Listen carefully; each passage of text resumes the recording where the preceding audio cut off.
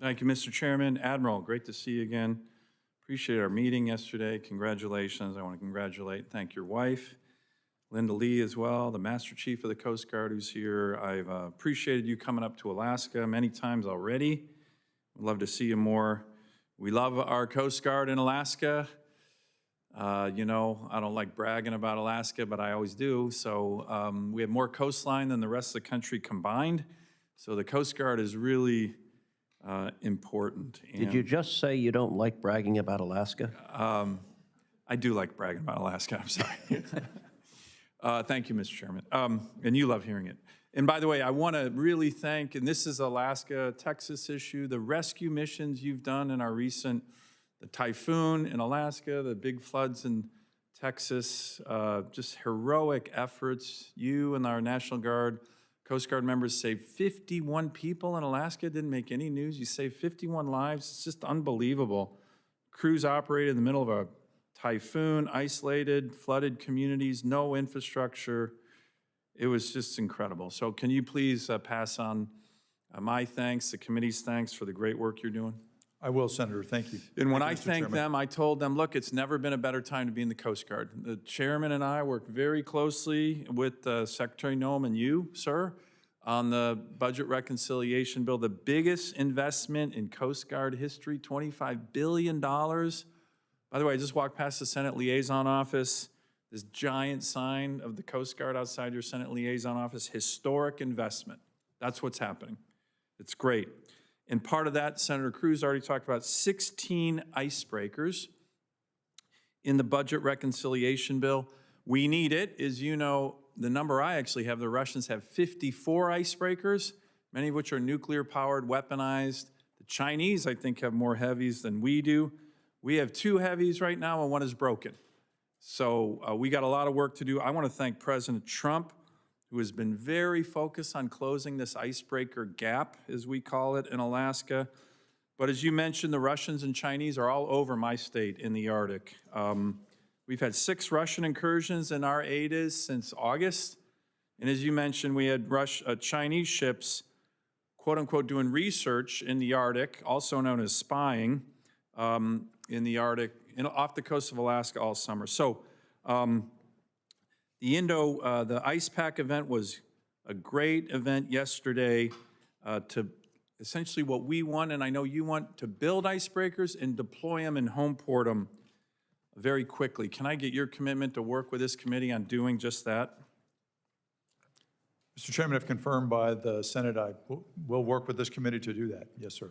And now in terms of home porting icebreakers, especially the heavies and the mediums, I can't imagine any scenario where you wouldn't home port icebreakers where the ice actually is and where our adversaries are. That hasn't always been the case, as you and I talked about yesterday when I was the chair of the Coast Guard subcommittee. I'm still the chair right now. When the Coast Guard a few years ago, you weren't involved with this, announced that it would home port all 3 heavy icebreakers in Seattle over 2,000 miles away from the ice, I learned about it in a press release, which I didn't like. So there was 0 consultation with me as the chairman of this committee. Can I get your commitment to, well, do you agree that was just unacceptable for the chairman of the Coast Guard Committee to learn about the home porting of icebreakers in a press release? Mr. Chairman, I wasn't involved in that, but I think that it's important we consult with the committee. Yeah, it was unacceptable. Let me ask to get your commitment to work with me and this committee on the home porting of the medium icebreakers and where we're going to home port those. Can I get your commitment to do that? Yes, Mr. Chairman. And look, I know the Coast Guard is working on home porting plans right now.